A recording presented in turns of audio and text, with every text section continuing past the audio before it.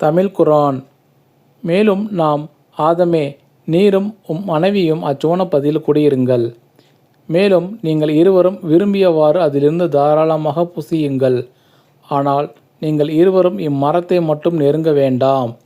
அப்படி செய்தீர்களானால் நீங்கள் இருவரும் அக்கிரமக்காரர்களில் நின்றுமாகிவிடுவீர்கள் என்று சொன்னோம்.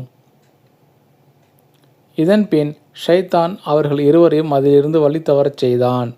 அவர்கள் இருவரும் இருந்த சொர்க்கத்திலிருந்து வெளியேறுமாறு செய்தான். இன்னும் நாம், நீங்கள் யாவரும் இங்கிருந்து இறங்குங்கள். உங்களில் சிலர் சிலருக்கு பகைவராக இருப்பீர்கள். பூமியில் ஒரு குறிப்பிட்ட காலம் வரை உங்களுக்கு தங்கும் இடமும் அனுபவிக்கும் பொருள்களும் உண்டு என்று கூறினோம்.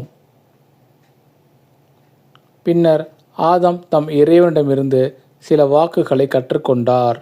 இன்னும் அவற்றின் மூலமாக இறைவனிடம் மன்னிப்பு கோரினார். எனவே இறைவன் அவரை மன்னித்தான். நிச்சயமாக அவன் மிக மன்னிப்போனும் கருணையாளனும் ஆவான்.